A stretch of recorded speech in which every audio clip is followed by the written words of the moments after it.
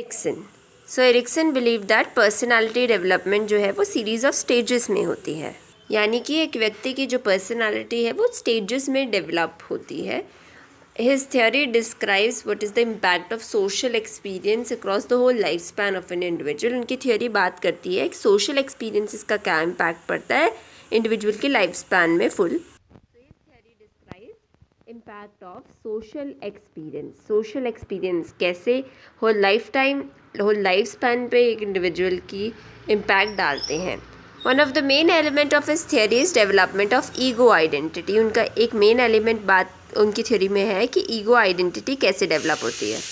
Ego identity is the conscious sense of self that we develop through social interaction. तो ego identity क्या है? Basically conscious sense of self होता है. हमारे को अपने बारे में जानकारी पता लगती है through social interaction with others. So ego identity is the conscious sense of self that we develop through interaction, social interaction के द्वारा.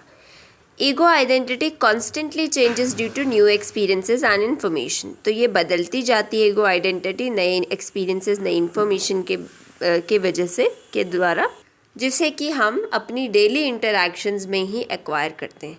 सो ego identity constantly changes due to new experiences and information that we acquire in our daily interactions with others. He believe that sense of competence एक individuals में मौजूद होती है जो motivate करती है उनके बिहेवियर, एक्शंस को. तो मानना है उनका कि हम में कॉम्पिटेंस एक ऑलरेडी मौजूद है जो हमारे हर बिहेवियर, हर रिएक्शन को इंडिविजुअल के मोटिवेट करती है. Each stage in his theory is concerned with becoming competent in an area of life. So हर एक स्टेज उनकी थ्योरी में कंसर्न्ड है with becoming competent in that area of life. जो crisis उसमें आएगा उसको पार करके कॉम्पिटेंट बनना एक एरिया ऑफ लाइफ में. That's what his stage talk about is like. So thus each stage in his theory is concerned with becoming competent in an area of life.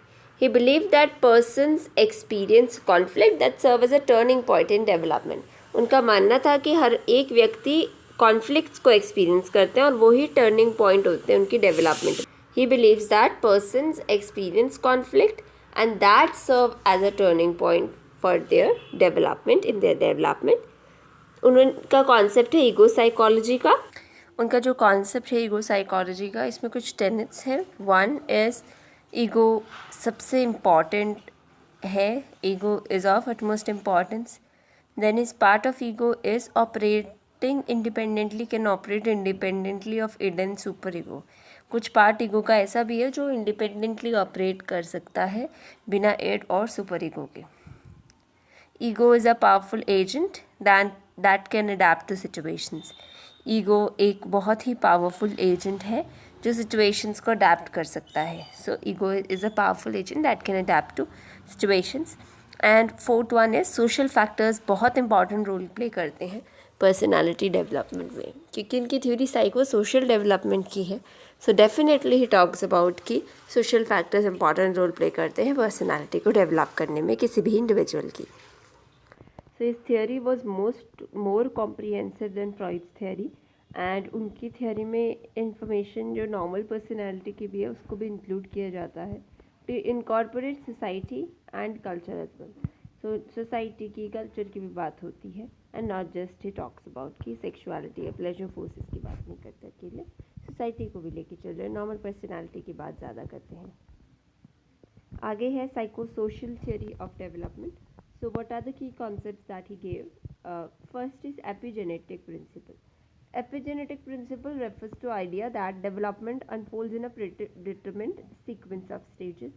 Basically, it is the idea that development always unfolds itself. Development happens in a predetermined sequence of stages. So there is a sequence of stage that is followed development में.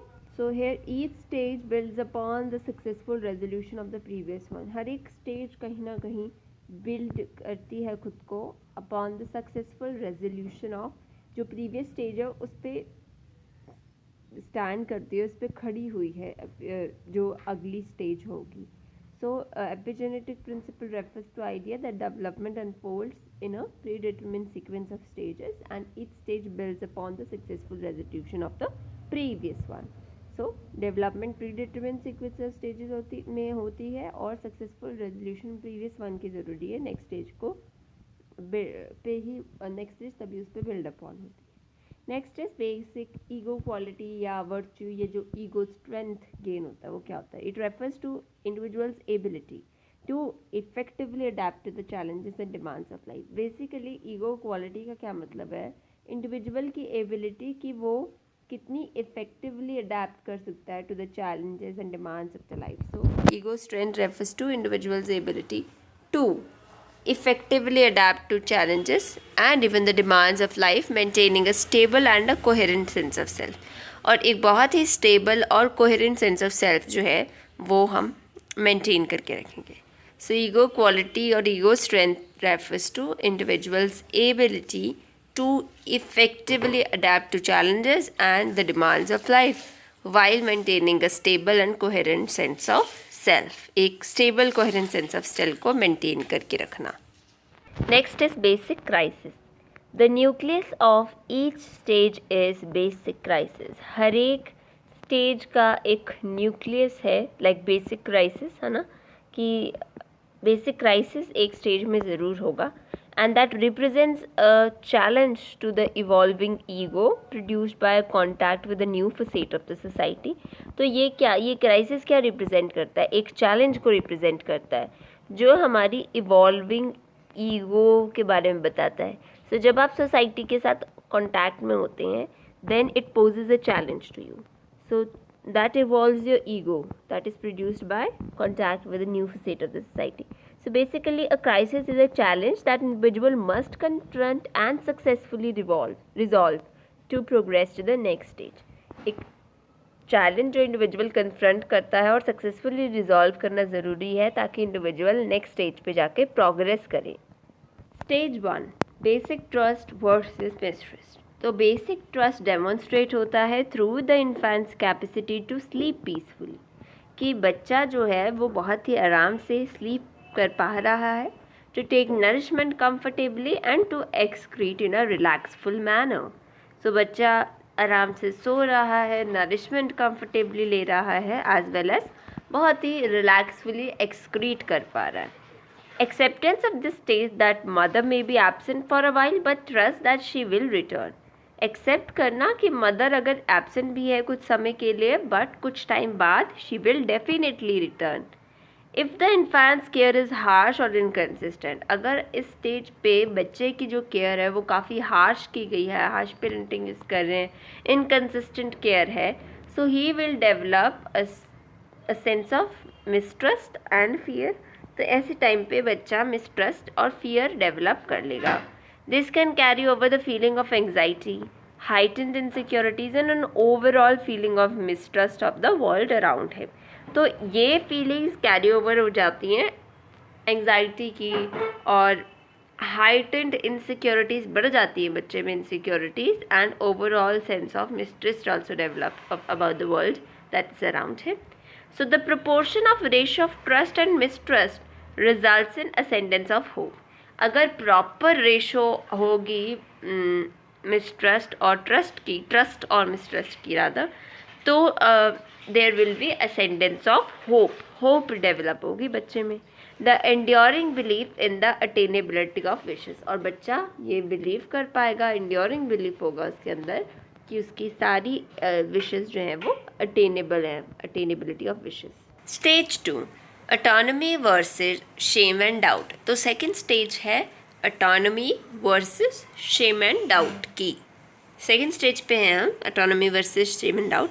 सो basically child यहाँ पर अब physically develop होने लगा है and is becoming more mobile, right, he moves a lot, he is developing physically, discovering that he or she में has many skills, abilities such as putting on clothes, putting on shoes, playing with toys।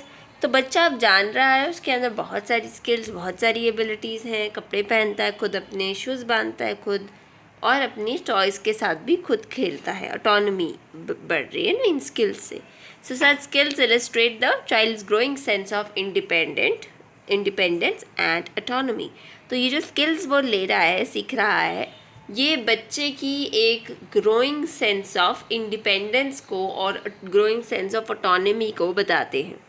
For example, during this stage, children begin to assert their independence by walking away from their home. तो mother बच्चे क्या करते हैं, अपनी independence को assert करते हैं bye कि मम्मी से अब दूर जाने लगेंगे, वॉक मतलब दूर वॉक करेंगे कि मुझे कोई सपोर्ट की ज़रूरत नहीं है. Picking up a toy to play with, अपने खुद की चॉइस का टॉय लेंगे, से खेलेंगे. And making choices about what they would like to wear, what they like to eat. So they will make clear choices कि मुझे ये पहनना है, मुझे ये खाना है. So Erikson states that it is critical कि parents allow the children to explore the limits of their abilities within an encouraging environment. So Erikson कहते हैं पेरेंट्स को अपने बच्चों को एक्सप्लोर करने देना चाहिए, अपनी एबिलिटीज़ को, अपनी स्किल्स को डेवलप करने देना चाहिए, एक एनकरेजिंग इन्वायरमेंट प्रोवाइड करना चाहिए that is tolerant of failure, जहाँ पर फेल होना भी it's kind of it is considered to be okay. That so environment should be very encouraging and that is tolerant of failure. So success in this stage will lead to the virtue of will. अगर successfully resolve होगी ये stage तो virtue जो develop होगा वो will का है. If the child in this stage is encouraged and is supported in their increased independence, then they will become confident. बच्चों को अगर इस स्टेज पे इनकरेज किया जाएगा, सपोर्ट किया जाएगा, इंडिपेंडेंस की फीलिंग को इंक्रीज किया जाएगा तो उनमें ऑटोनॉमी बढ़ेगी और ऑटोमेटिकली कॉन्फिडेंट बन जाएंगे, वो सिक्योर बन जाएंगे in their own ability to survive in the world. So they will become confident and secure in their own ability to survive in the world. And if the children are criticized and overly controlled or not given the opportunity to assert themselves, अगर बच्चों को बहुत criticise किया जाए, बहुत ज़्यादा overly control किया जाए और अपॉर्चुनिटी ना दी जाए to assert themselves, then in that case they will begin to feel inadequate in their ability to survive.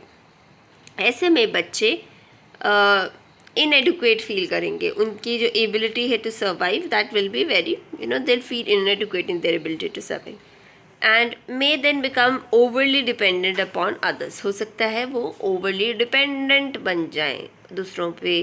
They lack self-esteem and feel a sense of shame or doubt in their abilities.